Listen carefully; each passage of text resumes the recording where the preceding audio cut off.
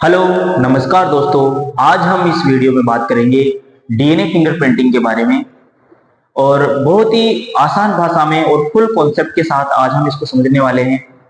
तो देखिए, तो सबसे पहले डीएनए फिंगरप्रिंटिंग होती क्या है, क्यों की जाती है, किसने इसको डिस्कवर किया और इसकी प्रोसेसिंग क्या है, वो समझने से पहले हम एक छोटा सा कॉन्सेप्ट है पहले वो समझेंगे। तो बेटा, ये जो डीएनए होता है, ये जो हर एक इंसान की सेल के न्यूक्लियस के अंदर जो डीएनए होता है बेटा, इस डीएनए के अंदर कुछ पार्ट ऐसा होता है जो किसी ना किसी चीज के लिए कोड करता है बेटा, जिसको क्या कहा जाता है, जीन कहा जाता है।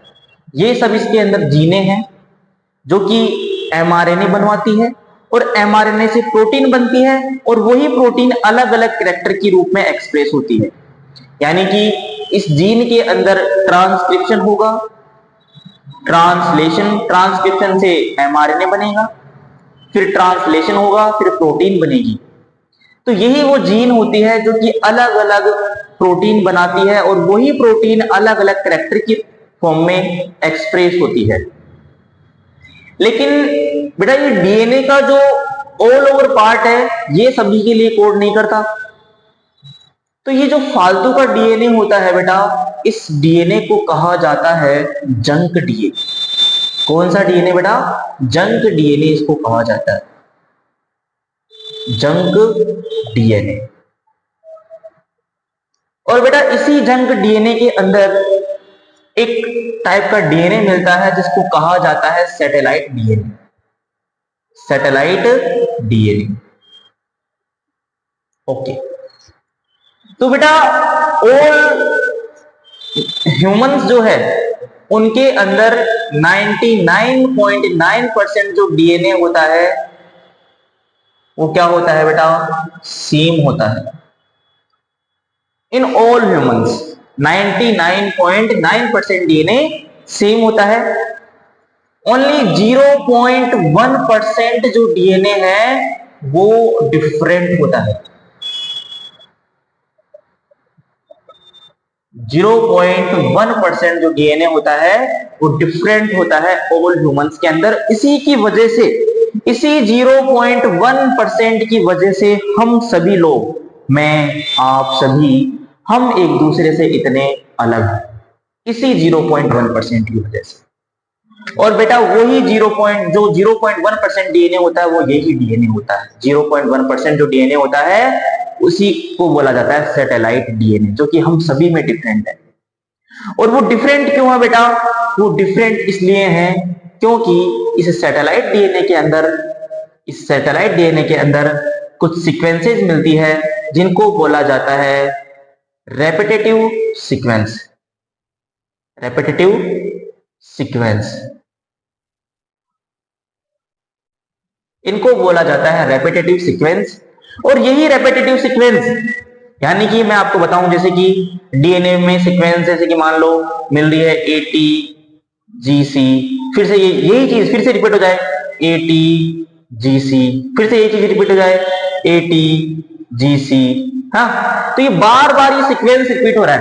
अभी सीक्वेंस जरूरी नहीं है 4 का ही हो, 2 का भी हो सकता है, 10 का भी हो सकता है, 100 का भी हो सकता है। और ये इस टाइप के सीक्वेंस बार बार रिपीट होते हैं और इनका जो रिपीट होने का जो नंबर है वही हम सब में अलग है। मेरे में कुछ और है, आप में कुछ और है। हमारे हर एक क्रोमोजोम में, जो क्रोमोजोम है वो हमारे डीएनए से मिलकर बना होता है। यानी कि हमारे हर एक क्रोमोजोम के अंदर इस टाइप के जो जंक डीएनए का ही टाइप सैटेलाइट डीएनए है, उसके अंदर जो रेपिटेटिव सीक्वेंस मिलती है, इनका ये सेम भी है हमारे अंदर। ये जो सीक्वेंसेस है ये सेम है, बट इनका जो रिपीट होने का जो नंबर है वो ज्यादा है। जैसे कि मेरे में अगर 2 है तो किसी में 20 है, किसी में 50 है, किसी में 4 है, किसी में 6 है। तो इनके रिपीट होने का नंबर अलग है, वही हम सबको अलग बना रहा है एक दूसरे से। वही ये डीएनए है, 0.1% डीएनए।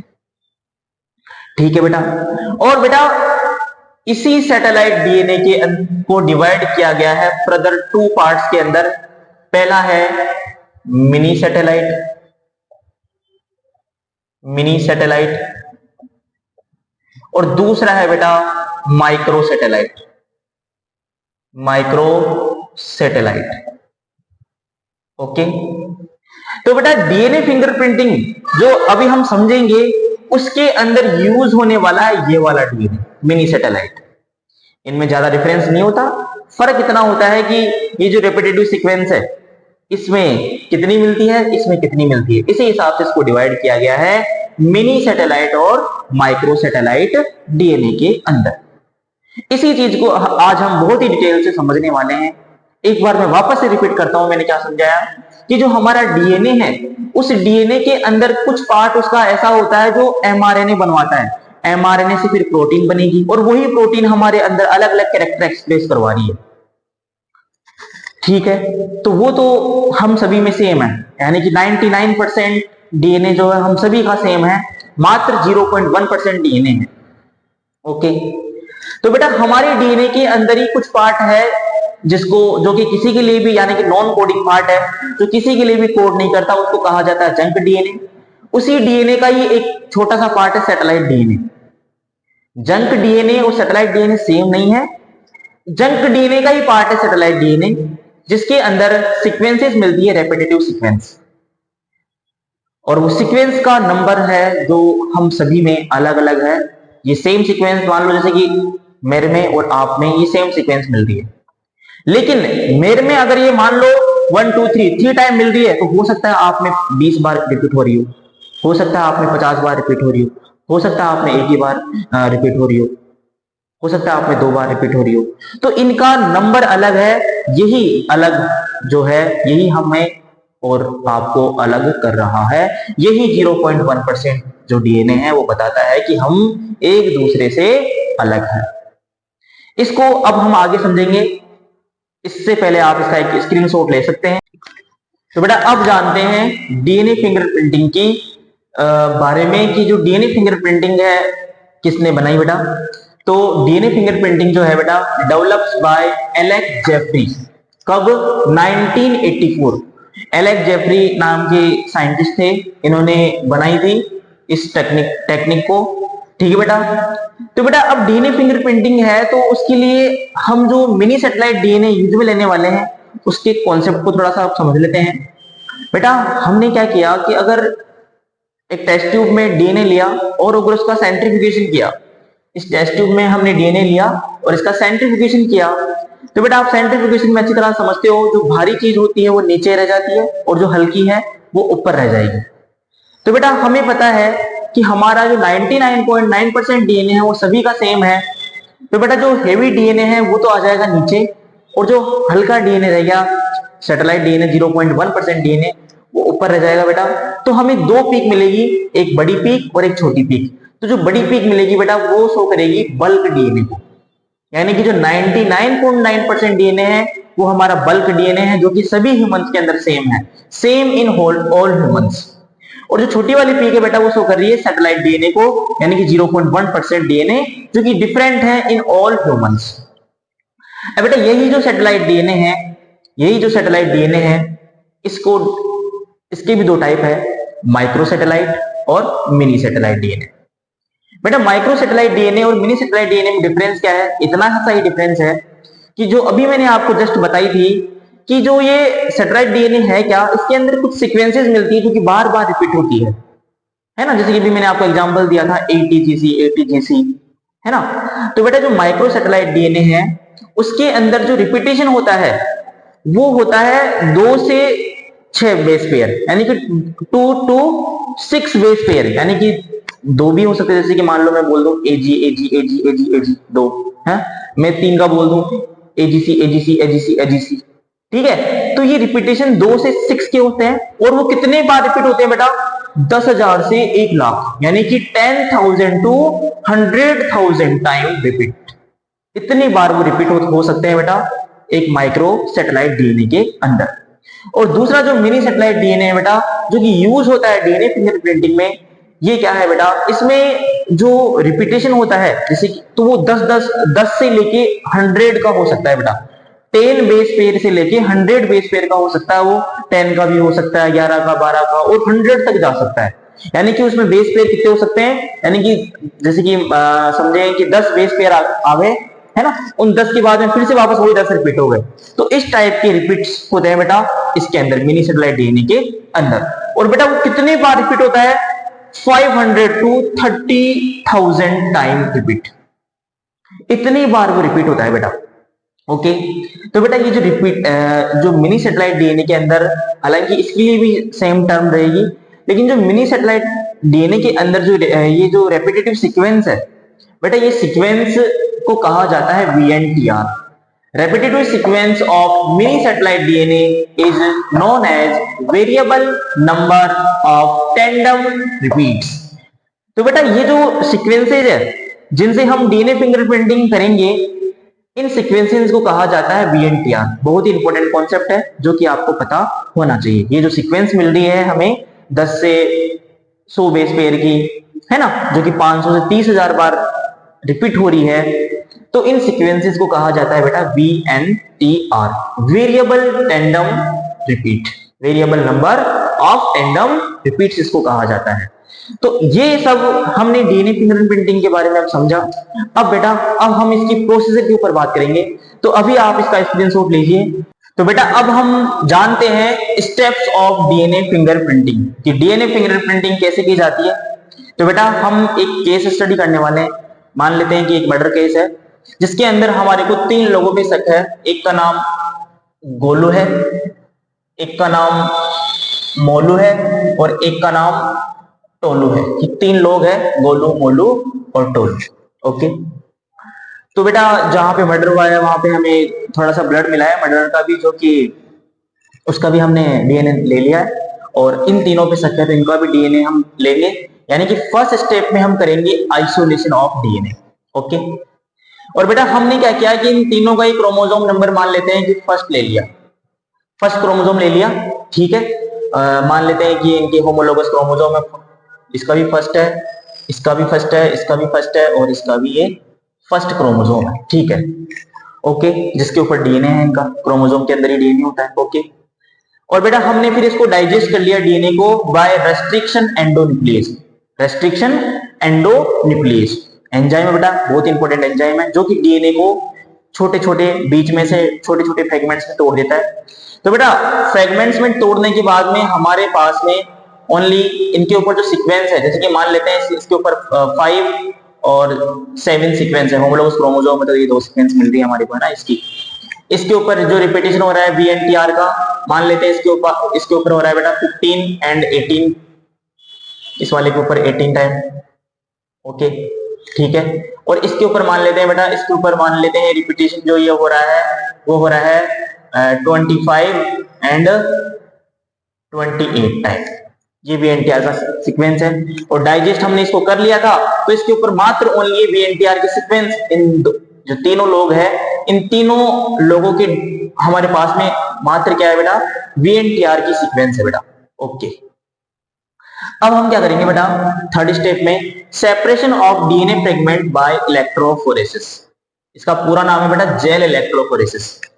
बेटा हमें अच्छी तरह से पता है कि जो डीएनए है, डीएनए पे नेगेटिव चार्ज होता है बेटा, तो हम क्या करेंगे, एक बेटा ये एक टाइप का ये मशीन है जिसके अंदर यहाँ पे वेल्स लगे होते हैं, ठीक है, और एक तरफ हम इसमें लगा देंगे एनोड, एनोड लगा देंगे बेटा। ओके, अब तुम्हें अच्छी तरह से पता है कि डीएनए पे नेगेटिव चार्ज होता है, तो हम क्या करेंगे, इन तीनों के डीएनए को, गोलू के, मोलू के और टोलू के, तीनों के डीएनए को इन वेल्स में डालेंगे। तो बेटा इसके अंदर एक मीडियम होता है जो होता है इसमें एगारोस जेल, एगारोस जेल इसमें भरा हुआ होता है बेटा, ठीक है। ये जेल इलेक्ट्रोफोरेसिस अपन कर रहे हैं बेटा, इसमें एगारोस जेल है। तो होता क्या है बेटा, डीएनए पे नेगेटिव चार्ज होने की वजह से वो हमेशा किस तरफ जाना चाहेगा, पॉजिटिव की तरफ जाना चाहेगा। तो बेटा इसके अंदर क्या होगा, जो सबसे हल्का होगा वो सबसे आगे आगे मिलेगा आपको, जो सबसे हल्का होगा वो सबसे ज्यादा स्पीड से दौड़ेगा, यानी कि ये 7 का सीक्वेंस और ये 5 का सीक्वेंस। ओके, जो सबसे भारी है यानी कि जिसमें सीक्वेंस ज्यादा है वो सबसे ज्यादा भारी होगा, 25 28, तो ये आपको सबसे पीछे मिलेगा बेटा, ये 28 ये 25 वाला सीक्वेंस। और जो बेटा इसमें 15 18 है तो ये कहीं ना कहीं बीच में रह जाएगा 18 15। ठीक है, इस तरह से ये इसके अंदर अरेंज हो गया। ठीक है बेटा, डीएनए पे नेगेटिव चार्ज होने की वजह से इस तरह से एनोड की तरफ ये मूव कर रहा था, तो ये अलग अलग जगह इस तरह से एडजस्ट हो गया। ओके, अब बेटा फोर्थ स्टेप में क्या करेंगे हम। अभी तक बेटा हमें जो डीएनए है ना, ये कहां पे है, इसकी पोजीशन हमें नहीं पता है अभी तक। अब हम इसको कैसे पता करेंगे बेटा कि ये सीक्वेंस कहां पे है। तो फोर्थ स्टेप में हम करेंगे बेटा इसकी ब्लोटिंग। तो ब्लोटिंग देखो कैसे की जाती है। तो बेटा ब्लोटिंग के ऊपर क्या करेंगे, ये जो अभी हमें एक सीक्वेंस मिला था उसके ऊपर हम सिंथेटिक मेम्ब्रेन यानी कि नाइलॉन या फिर नाइट्रोसेलुलोज की पेपर जो होता है उसको रख देंगे, और उस पेपर के ऊपर हमारे पास ये सीक्वेंसेस हमें मिल जाएगी। ये सीक्वेंसेस जैसे कि हमारे पास में यहाँ पे सबसे आगे आगे गोलो की थी, बीच में मोलो की थी, और लास्ट में टोलो की थी। ये सीक्वेंसेस हमें मिल गई, लेकिन अभी तक हमें विजिबल नहीं हो रही है। फोर्थ स्टेप में बेटा ये जो पेपर लिया है हमने, जिसपे ब्लोटिंग करी है, किसका बना हुआ है, ये नाइलॉन का या फिर हो सकता है नाइट्रोसेलुलोज का पेपर है, जिसके ऊपर हमने ब्लोटिंग करी है। उसी की जो जेल इलेक्ट्रॉन प्रोसेस वाली जो मशीन थी हमारी, उसके ऊपर हमने पेपर को चिपकाया और उसके ऊपर हमारे को सीक्वेंसेस मिल गई, लेकिन अभी तक विजिबल नहीं है। ओके, फोर्थ स्टेप में क्या करेंगे बेटा, हाइब्रिडाइजेशन करेंगे using radio active labelled VNTR probe. अब बेटा अभी तक ये जो डीएनए थे ये सिंगल स्टैंडर्ड थे, तो बेटा हम क्या कर देंगे, इनके कॉम्प्लीमेंट्री यानी कि VNTR लाके इनके ऊपर अटैच कर देंगे, जिसकी वजह से ये सिंगल स्टैंडर्ड से क्या हो जाएंगे, डबल स्टैंडर्ड हो जाएंगे। और बेटा ये रेडियो एक्टिव होने की वजह से ये आसानी से विजिबल हो सकते हैं, यानी कि इनको लास्ट स्टेप में detection by hybridised DNA fragments by autoradiography. By autoradiography हम इनको देख सकते हैं। और जैसे कि ये हमारे पास में मर्डरर का सैंपल है, ये हमारे पास में बेटा मर्डरर का सैंपल है, और जो मर्डरर का सैंपल है बेटा वो मान लेते हैं कि उसका जो सीक्वेंस है, उसका जो ब्लोटिंग पेपर है उसके अंदर ये मान लेते हैं कि यहां पे आ रहा है। तो पता लग रहा है कि यार ये मैच किससे हो रहा है, ये तो मैच किससे हो रहा है बेटा, मोलू से मैच हो रहा है। ये जो सीक्वेंस है ये तो किससे मैच हो रहा है बेटा, मोलू से मैच हो रहा है। तो इससे हमारे को इस तरह से पता लग जाएगा कि कौन मर्डरर है। क्लियर है मेरी बात। इसी तरह से बेटा हम इसी में डीएनए फिंगरप्रिंटिंग है उसको यूज करते हैं पैटर्निटी टेस्ट के लिए। जैसे कि कभी बार ऐसा होता है कि कोई लेडीज आके बोलती है कि ये आदमी मेरे बच्चे का बाप है, तो कैसे पता लगेगा, तो उसका डीएनए टेस्ट कर लिया जाए। ठीक है, तो इन सभी चीजों के लिए डीएनए फिंगरप्रिंटिंग को यूज में लिया जाता है बेटा। तो कैसा लगा आपको वीडियो, कमेंट करके बताइए। और अगर मेरे एफर्ट्स अगर आपको सही लगे तो आप कमेंट में बताइए कि मैं ऐसे ही और टाइप की वीडियो बनाऊं। और कोशिश ये रहेगी कि थोड़ा और सुधार होगा। अभी आपको क्वालिटी नहीं मिल पा रही है इतनी, है ना, बोर्ड अच्छा नहीं है, लेकिन मैं कोशिश करूंगा अगर मेरे एफर्ट सही रहे, आप लोगों का सपोर्ट रहा, तो आगे और इस टाइप की वीडियो मिलेंगे आपको। Thank you so much.